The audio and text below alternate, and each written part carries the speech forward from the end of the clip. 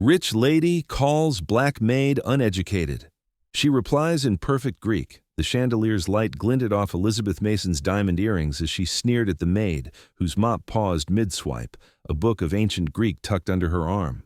In the opulent Dallas Club, surrounded by tycoons and their egos, Naya's quiet correction of a businessman's logic sparked laughter, until she turned their mockery into silence with a theorem written in chalk. Elizabeth Mason swept through the gilded doors of the Crescent Club, her silk dress whispering against the marble floor, a queen entering her court. The Dallas skyline sparkled beyond the floor-to-ceiling windows, a backdrop to the city's elite, oil barons, tech moguls, and old-money heirs, who sipped aged whiskey and traded boasts disguised as conversation.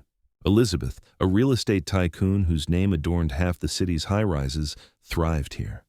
At 45, she was a force, sharp-tongued, impeccably poised, her wealth a shield against any challenge.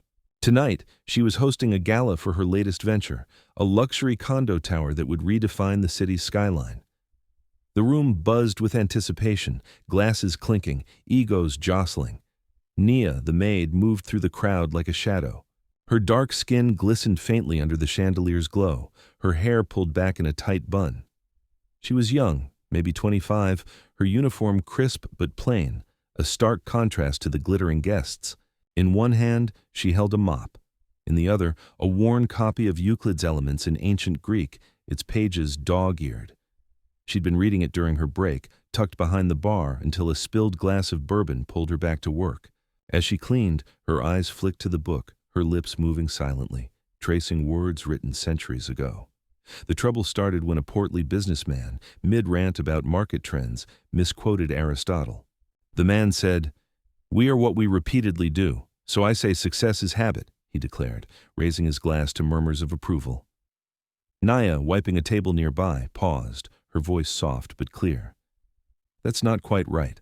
Aristotle's point in the Nicomachean Ethics was about virtue, not success. Excellence comes from habitual action aligned with reason." The room froze. Heads turned. The businessman, red-faced, sputtered. "Excuse me?" Elizabeth, standing nearby, laughed, a sharp, cutting sound that silenced the murmurs. "Oh, darling, stick to your mop. This isn't a lecture hall." The guests chuckled, their amusement a blade aimed at Nia. Elizabeth's eyes gleamed, relishing the moment. "They come here with rags and YouTube diplomas, thinking they're scholars." Nia's jaw tightened, but she didn't look away. Her eyes, dark and steady, met Elizabeth's, and something in them, defiance maybe, or certainty, made Elizabeth's smile falter. The maid set her mop against the wall, her movements deliberate, and picked up her book. "You're right, ma'am," she said, her voice calm but edged. "I'm here to clean. But since you mention it, I can name a theorem or two." The room erupted in laughter again, louder this time, the guests egging her on like spectators at a circus. Elizabeth, sensing an opportunity to cement her dominance, stepped closer, her heels clicking. "Go on then," she said, her voice dripping with condescension. "Name one Greek theorem. Impress us if you're so clever." Nia didn't flinch. She walked to the bar where a chalkboard listed the night's specials. Picking up a piece of chalk, she began to write, her hand steady, the symbols flowing like water. A squared plus b squared equals c squared. "Pythagoras," she said, her voice clear, carrying over the fading laughter. "The theorem states that in a right-angled triangle, the square of the hypotenuse equals the sum of the squares of the other two sides." The room quieted, the chuckles replaced by curious murmurs. Elizabeth's smile tightened. "Anyone can recite a formula," she said, waving a hand. "Prove it. Show us you understand it." Nia's eyes flickered with something, anger, maybe, or resolve. She turned back to the board, her chalk moving faster now, sketching a triangle, labeling its sides. "Let's say we have a triangle with sides 3, 4, and 5, she said, her voice steady, almost musical. "Square the sides. 3 squared is 9, 4 squared is 16, 5 squared is 25. Add the squares of the shorter sides. 9 plus 16 equals 25. The theorem holds." She drew another triangle, this time with variables, and began deriving the proof geometrically, her chalk tracing squares on each side of the triangle. The guests watched, some leaning forward, others whispering. A man in a tweed jacket, older, with wire-rimmed glasses, stood at the edge of the crowd, his expression shifting from amusement to intrigue. Elizabeth's laugh was brittle now. "Cute parlor trick," she said, but her voice lacked its earlier bite. "What's next, reciting Plato?" Nia turned, chalk dust on her fingers, her eyes locking onto Elizabeth's. "If you'd like," she said, "I could recite Plato in Greek, or prove Fermat's last theorem. Your choice." The room went silent, the air thick with tension. The man in tweed stepped forward, his voice cutting through the quiet. "Young lady," he said, "I'm Dr.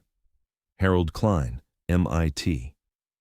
That was no parlor trick. I'd like to speak with you. Privately." Elizabeth's face froze, her confidence cracking like thin ice. Nia nodded at Dr. Klein, her expression unreadable, and set the chalk down. The guests whispered, their eyes darting between the maid and the millionaire. Elizabeth forced a smile, but her hands trembled slightly as she clutched her champagne flute. Who was this woman, and what had she just unleashed? Nia's shoes squeaked against the polished floor as she pushed her mop down the Crescent Club's service hallway, the echo of the gala's laughter still ringing in her ears. It was past midnight, the guests long gone, but Elizabeth Mason's words, rags and YouTube diplomas, clung to her like damp cloth. She'd heard worse, of course. Growing up in South Dallas, where dreams were as scarce as clean water, Nia had learned to swallow insults like bitter medicine. But tonight, in that gilded room, something had snapped. She hadn't meant to speak up, hadn't meant to draw their eyes, their mockery. Yet the chalk in her hand, the theorem on the board, it had felt like reclaiming a piece of herself. She paused, leaning against the wall, her copy of Euclid's Elements tucked into her apron pocket. The book was her anchor, a gift from her grandmother, who'd raised her after her parents died in a car accident when she was 10. "Learn, Nia," her grandmother had said, pressing the book into her hands. "They can take everything else, but not what's in your mind." Nia had devoured it, teaching herself Greek to read the original texts, solving equations by candlelight when the power was cut. She'd won a scholarship to a community college, majoring in mathematics, but life had other plans. Her grandmother's illness, mounting bills, a system that didn't care. Nia had dropped out, taking this job to survive. The club's elite saw her as invisible, a shadow with a mop. But she saw them, their hollow boasts, their fragile egos. And tonight, they'd seen her. The service door swung open, and Elizabeth Mason stepped through, her dress shimmering under the fluorescent lights. Nia straightened, her grip tightening on the mop. Elizabeth's face was a mask of controlled fury, her lips a thin line. "You think you're clever, don't you?" she said, her voice low, venomous. "Humiliating me in front of my guests?" Nia met her gaze, unflinching. "I didn't humiliate you, ma'am. You asked for a theorem. I gave you one." Elizabeth stepped closer, her heels clicking like gunfire. "You're a maid. Your job is to clean, not play scholar. You think that little stunt impressed anyone? They're laughing at you, not with you." Nia's chest tightened, but she kept her voice steady. "Maybe, but Dr. Klein wasn't laughing." Elizabeth's eyes narrowed. "Klein's a fool, dazzled by a parlor trick. You're nothing special. Just another dreamer who'll end up back where you belong, scrubbing floors." The words stung, but Nia had heard them before, from teachers who doubted her, from bosses who saw her skin before her mind. She set the mop aside, pulling Euclid from her pocket. "This," she said, holding up the book, "is older than your money. It's truth. You can't buy that." Elizabeth laughed, but it was forced, her confidence fraying. "Keep your book, girl. It won't pay your rent." She turned to leave, then paused, glancing back. "Stay out of my way. You won't get another chance to embarrass me." As the door swung shut, Nia's hands trembled, not with fear but with resolve. She opened Euclid, her fingers tracing the Greek text, her mind racing. She'd always known she was more than this mop, this uniform, but proving it meant facing a world that didn't want her to rise. The next evening, Nia returned to the club, her shift starting as the gala crowd gathered again. Elizabeth was there, holding court, her laughter louder, her glances sharper. The guests whispered about last night's maid who thought she was a mathematician, their mockery a low hum. Nia kept her head down, cleaning tables, but her ears caught every word. A new guest, a woman in a tailored blazer, approached Elizabeth, her voice carrying. "I heard about your maid, quite the spectacle. Care to test her again?" Elizabeth's smile was predatory. "Oh, she's here," she said, loud enough for Nia to hear. "Let's see if she can repeat her little trick." Nia's heart pounded, but she didn't look up. She moved to the bar where the chalkboard still bore traces of her theorem. The crowd gathered, their eyes hungry for entertainment. Elizabeth sauntered over, a glass of wine in hand. "Well, Nia," she said, her voice dripping with challenge, "last night was cute. But let's raise the stakes, prove something harder. Fermat's last theorem, wasn't it? Go on, genius." The guests laughed, but Nia felt a fire ignite inside her. She knew Fermat's theorem, its history, its complexity, the centuries it took to prove. She picked up the chalk, her hand steady despite the weight of their stares. "Fermat claimed," she began, her voice clear, "that there are no positive integers a, b, and c such that unplugibunarsan for any n greater than 2. No proof was found until Andrew Wiles in 1994. She began writing, her chalk tracing modular forms, elliptic curves, concepts most in the room couldn't grasp. The laughter faded, replaced by murmurs of confusion, then awe. "Doctor." Klein was there again, his eyes bright with recognition. Nia's voice grew stronger, her words a rhythm, a dance of logic and history. She didn't just recite, she explained, her passion for the math spilling out, transforming the chalkboard into a canvas of truth. Elizabeth's face paled, her wineglass trembling. The woman in the blazer, a professor named Dr. Sarah Lynn, stepped forward, her expression intense. "You're self-taught?" she asked Nia, her voice cutting through the crowd's whispers. Nia nodded, chalk dust on her fingers. "Mostly. Books and late nights." "Doctor." Lynn turned to Elizabeth, her tone sharp. "You called her uneducated? This woman's a prodigy." Elizabeth opened her mouth, but no words came. The room was hers no longer. Nia set the chalk down, her heart racing but her mind clear. She'd faced their mockery, their doubt, and turned it into something undeniable.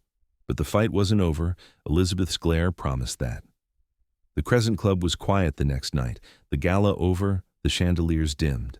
Nia stood at the bar, her shift ended, her copy of Euclid open before her. Dr. Klein and Dr. Lynn sat across from her, their faces serious but kind. "Your proof last night," Klein said, "wasn't just correct, it was elegant. You have a gift, Nia." Lynn nodded, sliding a card across the bar. "MIT has a graduate program. I want you to apply. Full scholarship if you pass the entrance exam, and I have no doubt you will." Nia's breath caught. A scholarship. MIT. The words felt like a dream, but her grandmother's voice echoed in her mind. "They can't take what's in your mind." She nodded, her voice steady. "I'll do it." As they left, Elizabeth appeared, her face a mask of forced civility. "Congratulations, Nia," she said, her voice tight. "You've made quite the impression." But her eyes were cold, her pride wounded. Nia knew this wasn't the end. Women like Elizabeth didn't let go easily. Alone, Nia opened Euclid again, her fingers tracing the Greek text. She thought of her grandmother, of the nights spent solving equations by candlelight, of the world that had tried to keep her small. She'd proven them wrong, not with words, but with truth, with the unyielding logic of numbers. The chalkboard behind her still held her proof, a testament to her strength. She smiled, a quiet triumph. The Crescent Club, with its wealth and its walls, couldn't hold her, not anymore. She was Nia, the maid who spoke Greek, who turned mockery into awe, and she was just beginning.